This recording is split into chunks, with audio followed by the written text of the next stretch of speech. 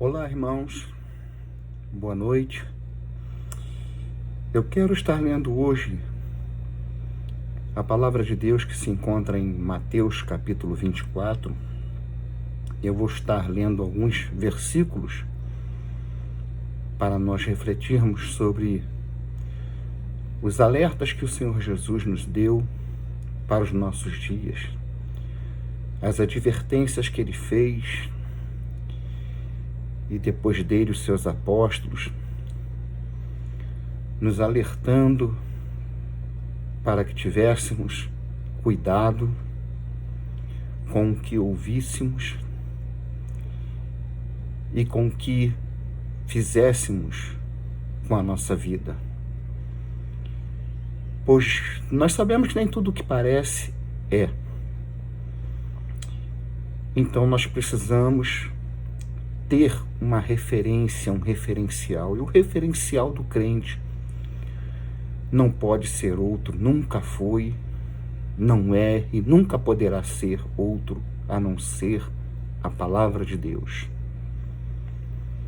Não importa o que os homens trajados de servos de Deus, de testemunhas de Jesus, consigam fazer. Não importa o poder que eles exerçam, poder sobrenatural, não importa a eloquência de suas palavras, mas o referencial para nós ouvirmos do verdadeiro homem de Deus, nós ouvirmos a verdadeira palavra de Deus, são as Escrituras. Em Mateus 24, o texto nos diz que Jesus ia saindo do templo e aproximaram-se deles alguns discípulos. Verso 1. E esses discípulos chamaram a atenção de Jesus para algo que nós devemos atentar, algo muito importante. Eles não mostraram para Jesus o templo, a beleza do templo. O verso 1 diz que eles lhes mostravam a estrutura do templo. A estrutura do templo. E você já deve ter lido, se não leu, deve ler, sobre este templo chamado Segundo Templo, o templo feito pelo rei Herodes. A grandeza dessa construção, as pedras, o tamanho das pedras usadas para fazer a estrutura, a base desse templo. Então, nós podemos perceber que o Espírito Santo usou os discípulos para provocar Jesus a falar sobre algo muito importante para eles principalmente, e que também vale para nós. Jesus respondendo disse: não vedes tudo isto? Em verdade vos digo que não ficará aqui pedra sobre pedra que não seja derrubada. E ele continua no verso 4. Acautelai-vos que ninguém vos engane. Porque muitos virão em meu nome dizendo, eu sou o Messias, e enganarão a muitos. E ouvireis de guerra e rumores de guerra, olhai, não vos assusteis, porque é mister que isto tudo aconteça, mas ainda não é o fim. Porquanto se levantará nação contra nação e reino contra reino, e haverá fomes e pestes e terremotos em vários lugares. Mas todas estas coisas são o princípio de dores. Então vos hão de entregar para serdes atormentados e matar-vos-ão, e sereis odiados de todas as nações por causa do meu nome. Nesse tempo, muitos serão escandalizados e trair-se-ão uns aos outros, e uns aos outros se odiarão. E surgirão muitos falsos profetas e enganarão a muitos. e por se multiplicar a iniquidade, o amor de muitos esfriará, mas aquele que permanecer, aquele que perseverar, Jesus está se referindo a este processo temporal, não da salvação, até o fim, esse será salvo, salvo de todas essas aflições e de tudo que pode levar a pessoa caindo nessas malhas que foram descritas acima, ter a sua mente perturbada ao ponto de negar a fé. Então, perseverar, permanecer firme. Firme no quê? No que está sendo tratado. E o que está sendo tratado? Ele, o Messias verdadeiro, o único, e a sua mensagem. Mas aquele que perseverar até o fim, esse será salvo.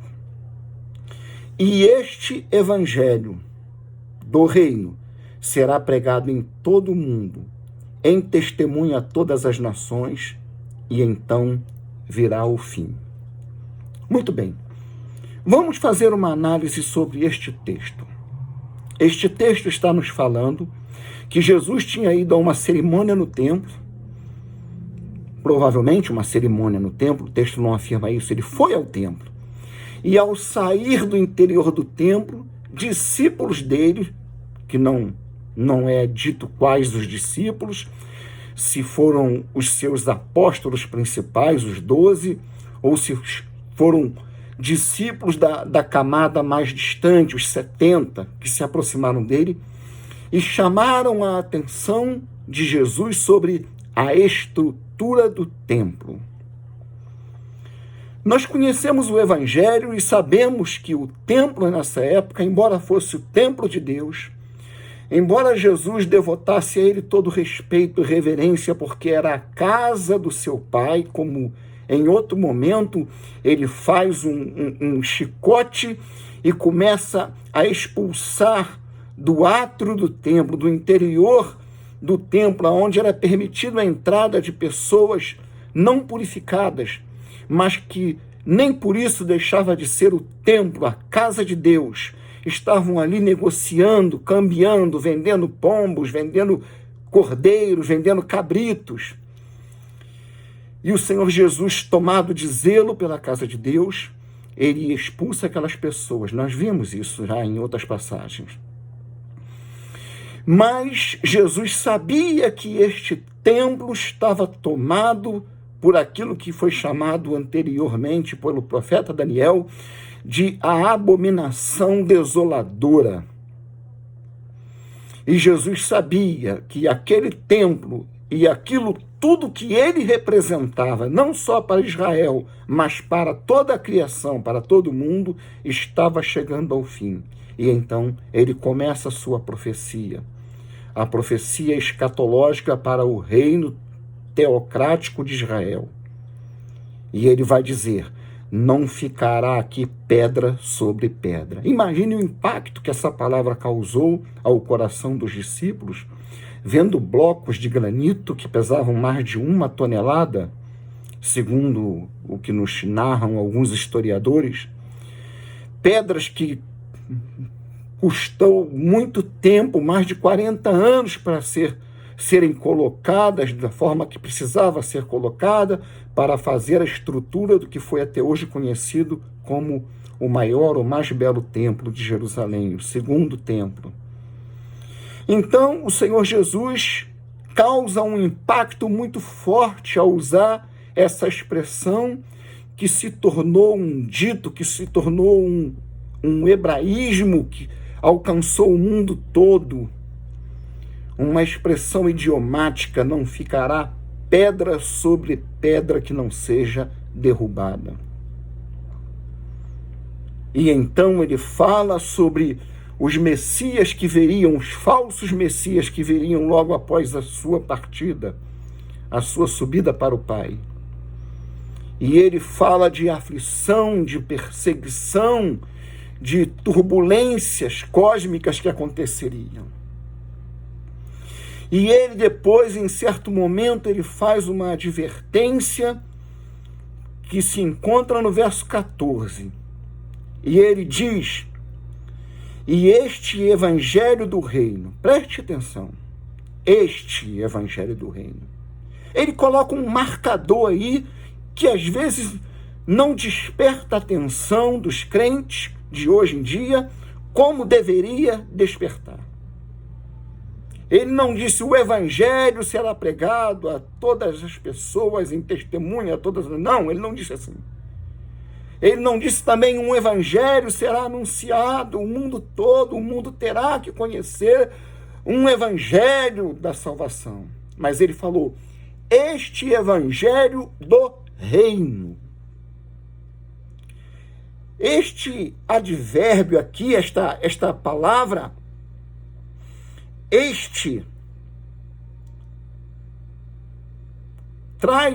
desempenha o papel de um marcador, de um sinalizador, de que o Senhor está nos advertindo para atentarmos para o Evangelho.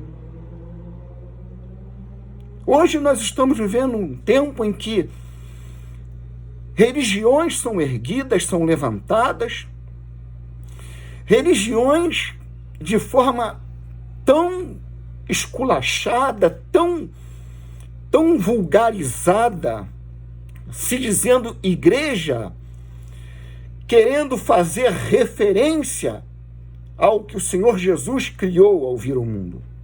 Ele criou a sua igreja. Durante os séculos precedentes, nós tivemos aí, podemos constatar com as chamadas igrejas históricas, que pessoas sérias compravam terreno, edificavam ali um templo de alvenaria, e comprava-se banco, se construía toda uma estrutura.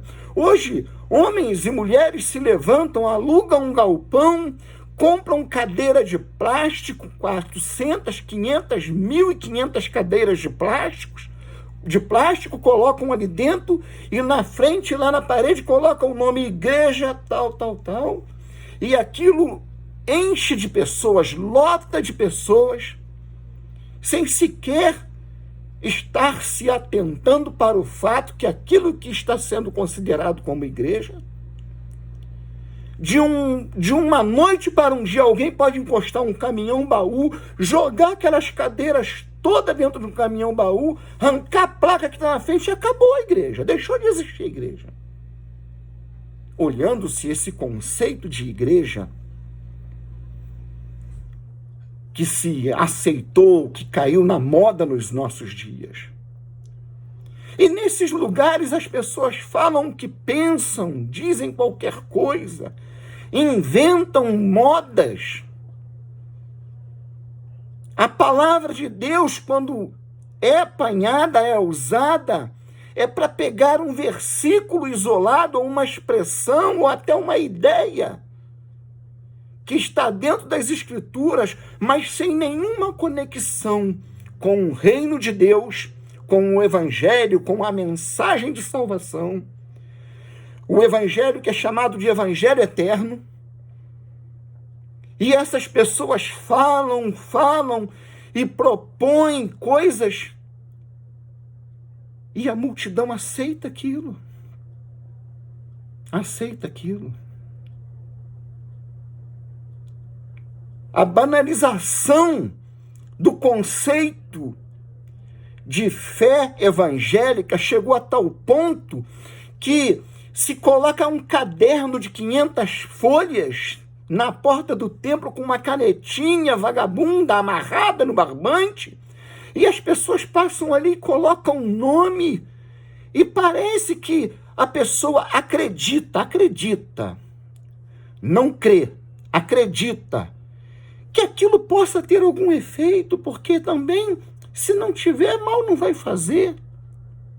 Agora eu pergunto a você, isso corresponde a alguma coisa que está descrita, inserida dentro do Evangelho do Senhor Jesus Cristo? Afinal de contas, qual é o quadro que nós estamos descrevendo de um lugar que se diz igreja e coloca um caderno na porta? Para uma pessoa colocar o nome ali, deixa eu descrever isso aí.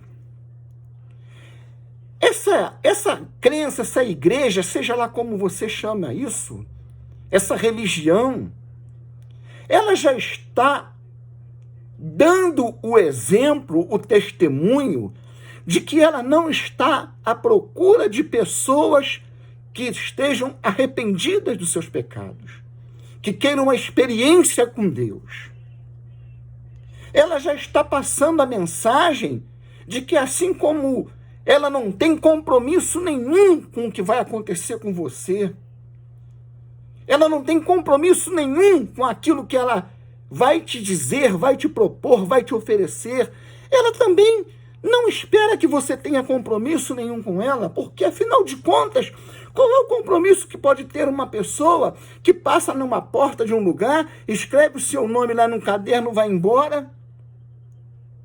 Que compromisso essa pessoa está demonstrando com Deus? Qual é o compromisso que ela tem com o Evangelho? Qual é o compromisso que ela está demonstrando, ou interesse, em se tornar membro do corpo do Messias?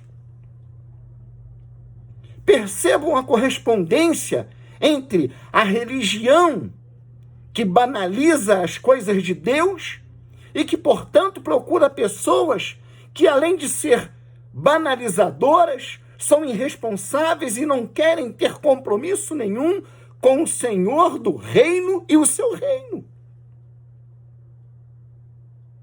Ou não?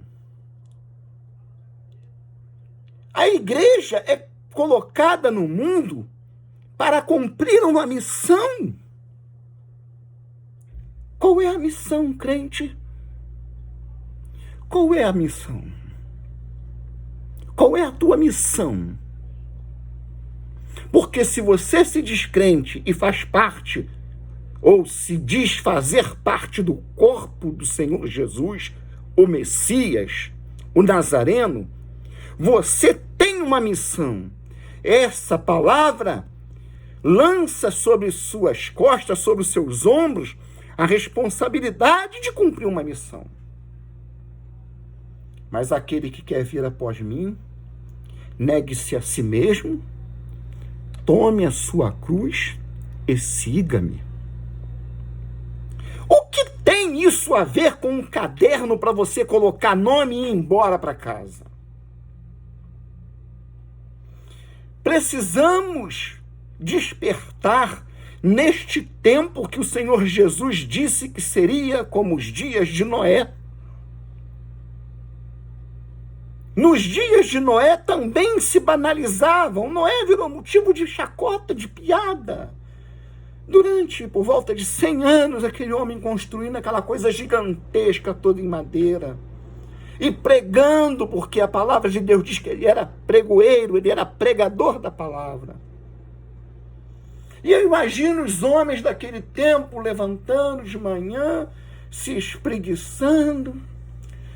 O que nós temos para fazer hoje? Não tem nada para fazer.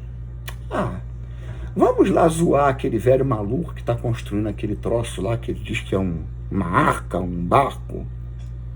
Vamos perturbar ele, vamos perturbar as meninas, as filhas dele. Não davam a mínima. Você também está vivendo assim? Não dá a mínima? Você também faz parte daqueles que dizem: toda a igreja é do Senhor.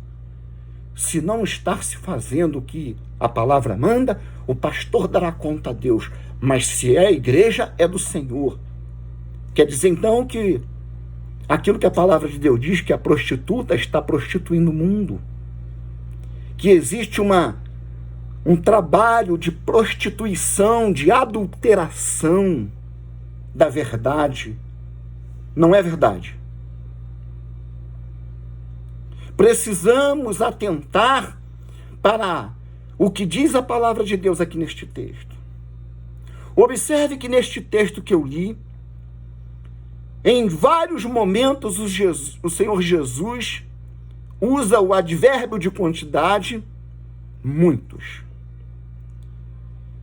Ele diz: neste tempo muitos serão escandalizados. Surgirão falsos profetas e enganarão a muitos. Né? E muitos serão induzidos ao erro, porque falsos profetas se levantarão com falsas mensagens. Mas será que você tem escapatória? Tem. Você tem escapatória. Você tem a palavra de Deus diante de você. Mas, lamentavelmente, nós vivemos dias em que eu tenho ouvido falar de pessoas que dizem: eu não gosto de ler a Bíblia. Eu detesto ler. Eu começo a ler um versículo, estou na primeira linha, a cabeça já cai. Sabe por que isso acontece com você, irmão? Sabe por que isso acontece com você, mulher? Porque você não tem compromisso com o reino do Senhor. Deixa eu fazer uma comparação. Suponhamos que você tem um medicamento em casa e seu filho está engasgado. Ele tem 40 segundos de vida e é esse o tempo que você tem para socorrer a criança e desengasgá-la e salvar a vida dela. É o tempo que você tem para ler na bula do medicamento como você deve aplicar o medicamento e as técnicas para salvar essa vida, a vida do seu filho, da sua filhinha. Você dormiria lendo essa bula? Você dormiria lendo a instrução técnica de como desengasgar uma criança e salvar a vida dela em 40 segundos? Se essa palavra não é capaz de te acordar, de te manter com os teus olhos arregalados, acesos, a ponto de você querer ler de tal maneira que parece que sente vontade de devorá-la, alguma coisa está errado com a tua vida com Deus.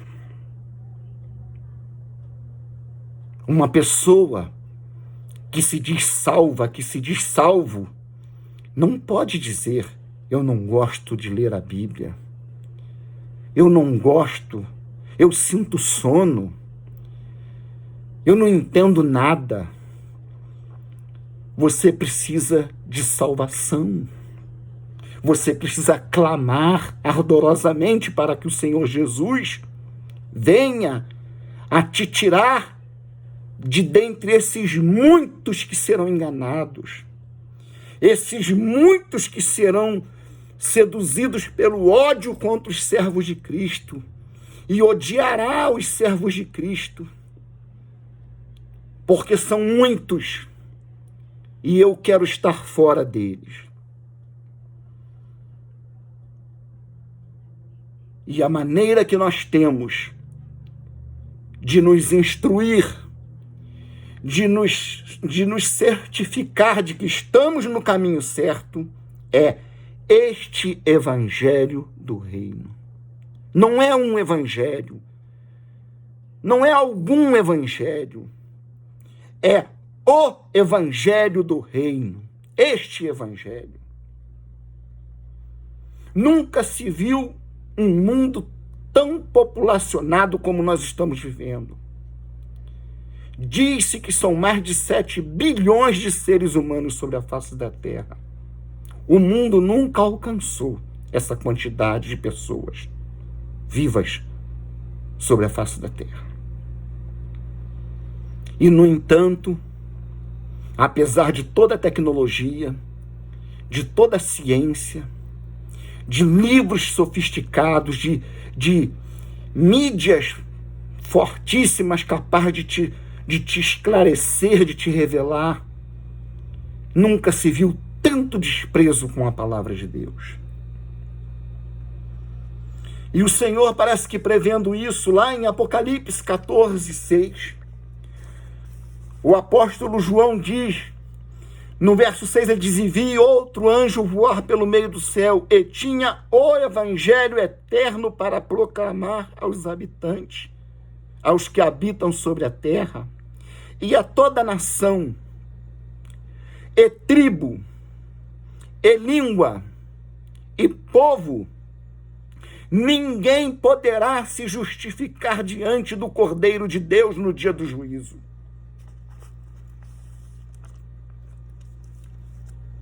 Em seguida, diz: e outro anjo saiu dizendo com grande voz: caiu Babilônia, aquela grande cidade que a todas as nações deu de beber do vinho da ira da sua fornicação. Então eu quero crer que este anjo, seja ele quem for ou o que for, que voa pelo céu proclamando ao mundo todo, porque não está falando de Israel. Embora no texto hebraico a palavra terra que aparece, Aretz, terra de Israel, Eretz em alguns textos, Aretz em outros, mas aqui vem dizendo a toda nação, tribo, língua e povo. Todos ouvem o evangelho da verdade. Todos conhecem o evangelho da verdade. A questão é: quem quer seguir o evangelho? Quem quer compromisso com o evangelho do reino? Porque muitos estão atrás de igrejas do poder. Muitos estão atrás das igrejas que prometem bênçãos. A igreja do poder. Ah, você devia levar sua esposa numa igreja de poder. O fato de ter poder ali não significa necessariamente que o Espírito Santo de Deus é quem está exercendo este poder. Satanás está enganando a muito com sinais e prodígios de mentira. A palavra de Deus nos diz que ele faria um caminho para que os santos caminhassem nele.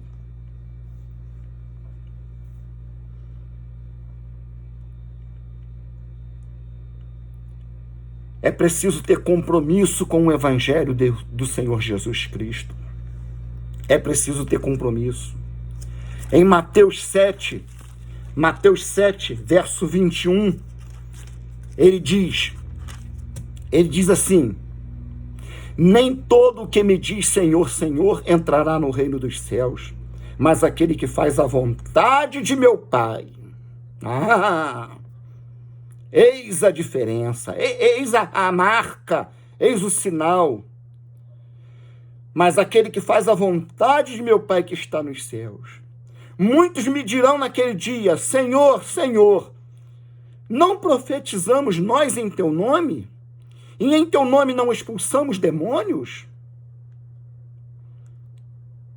E em teu nome não fizemos muitas maravilhas?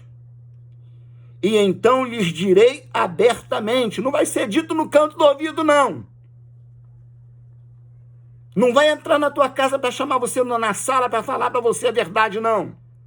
Abertamente, o mundo todo vai estar diante de você, e você terá a mim, e você terá outros crentes que testemunharão contra você, para dizer que você teve sim, você ouviu sim, mas se recusou a seguir pelo evangelho do reino, pelo caminho santo, como diz o profeta Isaías no capítulo 35, verso 8.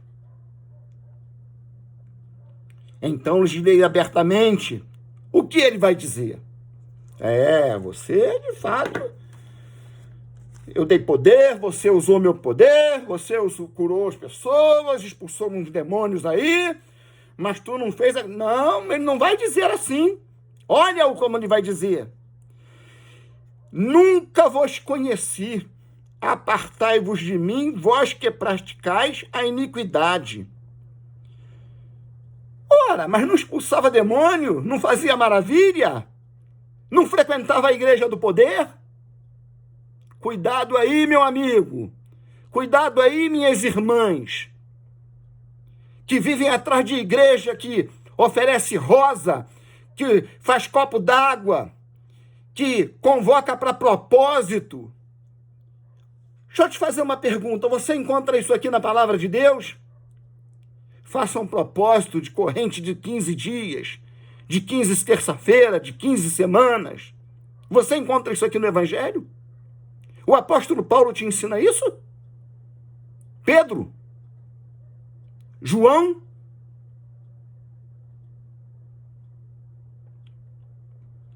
Todo aquele, pois, que escuta estas minhas palavras. A que palavras se refere ele? A palavra que ele fala lá no capítulo 24, este evangelho do reino, este evangelho. Qual evangelho? A mensagem que ele vem pregando desde que João Batista o batizou até a cruz do Calvário.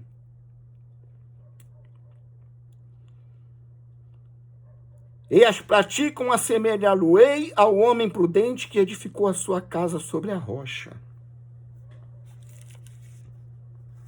Então nós precisamos atentar. Ninguém terá desculpa, não haverá desculpa.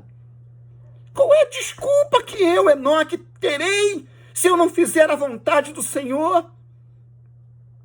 Ainda que as igrejas me desprezem, ainda que as igrejas me expulsem do seu interior, eu não dependo das religiões para viver o evangelho do reino, para viver este evangelho do reino que será pregado em todo o mundo, em testemunho a todas as nações.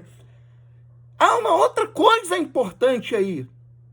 A palavra forense, ela é uma palavra jurídica, testemunha. Isso é muito importante de se destacar. O evangelho será, acima de tudo, testemunha de defesa e testemunha de condenação.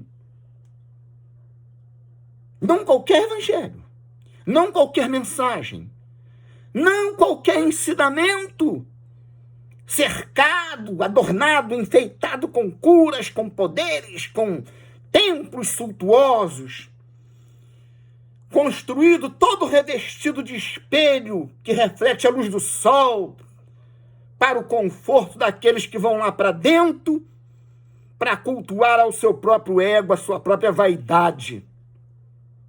Mas este evangelho do reino, que está sendo pregado hoje em todo o mundo e é testemunha, junto com os fiéis. Somos testemunhas. Em Isaías 35:8, a palavra de Deus diz assim: e ali haverá uma estrada, um caminho, que se chamará o caminho santo. Aleluia. O imundo não passará por ele, mas será para aqueles, os caminhantes. Por que caminhos você tem andado, crente? Ô meu irmão, ô minha irmã, por que caminhos você tem andado? Você está feliz, está satisfeito em pegar seu carro e ir lá para o seu culto, dar o seu dízimo e desfrutar daquela palavra insossa todo domingo, no conforto daquele banco acolchoado, confortável, com aquele ar central refrigerando você, sem se importar com a pregação do evangelho, sem se importar com a missão que te foi imposta, porque você tem uma missão. Qual é a missão, crente? Qual é a tua missão? Você tomou a sua cruz? Está seguindo ao homem certo? Ou você está seguindo a quem te agrada, a quem te afaga, a quem te dá tapinhas no ombro? Nós estamos chegando ao fim da nossa estrada nesta terra. Jesus disse que depois que este evangelho for pregado, depois, não diz assim que acabar de ser pregado, quando a última pessoa ouvir, aí eu volto. Não, ele não diz isso. A ideia que o texto hebraico passa não é essa. Haverá um tempo que nós precisamos resistir. Vai chegar o fim. o fim desse segundo sistema de coisas. Nessa passagem ele está falando aos discípulos, tudo isso que vocês têm vivido, o mundo como vocês têm visto, está chegando ao fim.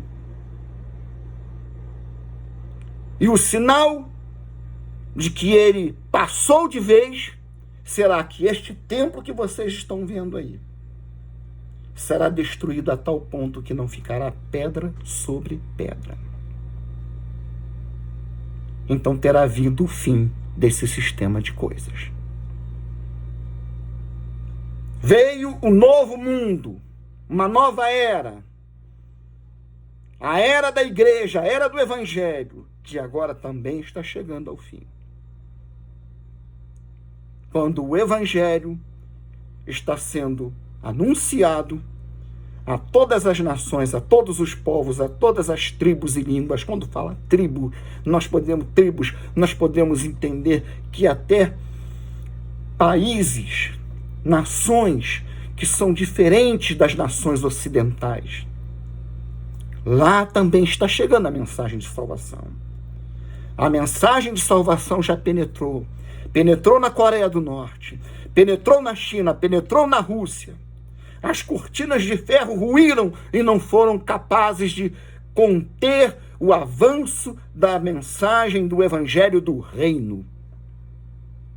Outros não conseguiram chegar lá, mas o evangelho do reino chegou lá. Nós precisamos tomar cuidado. Precisamos ter cuidado. Como é que está a tua vida, meu irmão? Você tem vivido com base no que o Senhor Jesus ensinou, no que o Senhor Jesus manda na sua palavra, e o Espírito Santo tem testemunhado, porque ele fala comigo, ele tem falado com minha esposa, ele fala com os santos? Ou você está satisfeita seguindo a homens as suas ideias e suas religiões e suas propostas de soluções fáceis? Pegue o seu copo d'água, coloque ali, leve essa rosa, esconde lá num lugar assim. Você chama isso de evangelho do Senhor Jesus? Não, não é. Não é. Você está seguindo no engano. Você está se colocando na condição que Jesus falou sobre os líderes de Israel dos seus dias. São cegos, guias de cego. Se um cego guia outro cego, ambos encontram um buraco no caminho e caem. Então, o evangelho do reino, o evangelho eterno está sendo anunciado, está sendo proclamado. Mas também tem muita mentira. Tem muita casa de mentira sendo erguida, quase que de frente para cada casa de morador de uma rua. Tem uma casa da mentira, do engano. Uma das herdeiras da meretriz, da grande meretriz, da Babilônia, que infestou o mundo com seus enganos, com a sua idolatria, com a sua fornicação, com a sua promiscuidade. Mas os fiéis estão aqui, ó. Eles serão perseguidos, serão entregues para ser atormentados, serão mortos e vão ser odiados de todas as nações. Muitas dessas religiões prometem exatamente o contrário. Que se Deus está na sua vida, você tem que estar bem, tem que estar no conforto. Você tem que ter uma casa bem posta, um bom carro. Você tem que ter um emprego onde você está trabalhando e seu chefe sorri para você. Você é um marinheiro que navega em mar de almirante, em águas brandas. o evangelho do reino, ele promete outra coisa. Ele diz: no mundo tereis aflições. Essa é a mensagem do evangelho do reino.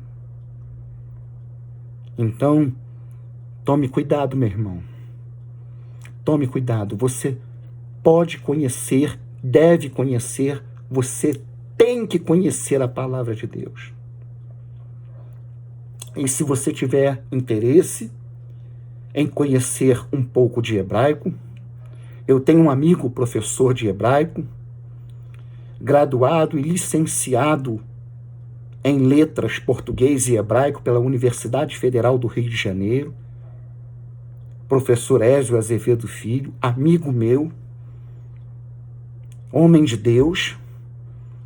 Se você quiser, faça contato comigo, eu lhe colocarei em contato com ele, o professor. Ele dá aula pela internet, no modo videoconferência, né? Você pode aprender um pouco de hebraico. Você tem todas as condições de saber a diferença da verdade para a mentira. Não se deixe enganar, porque o Senhor Jesus nos adverte que ninguém será tido por inocente no dia do juízo. Não adiantará alegar maravilhas, proezas. Deus não quer saber de suas proezas. Porque quando a obra tem que ser feita, o autor é ele que faz o milagre, é ele que faz os sinais e é ele que salva.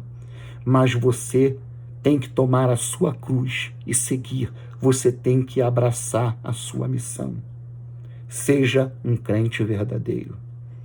Seja um servo do Messias. Do Messias. Abandone o Cristo das igrejas herdeiras da Católica Romana. Volte-se para o Filho do Deus vivo, aquele que morreu na cruz para a tua salvação, porque só o seu sangue pode te tirar desse torpor, desse estado de embriaguez espiritual, que você coloca os olhos na palavra de Deus e começa a dormir. Você não gosta de ler a Bíblia, você não tem interesse, não tem amor pelas Escrituras. Você precisa se libertar disso aí. Porque só o Evangelho do Reino te trará libertação e te acolherá no corpo do Senhor Jesus, a igreja verdadeira, a noiva do Cordeiro. Shalom Aleichem. A paz seja convosco. Um abraço a todos.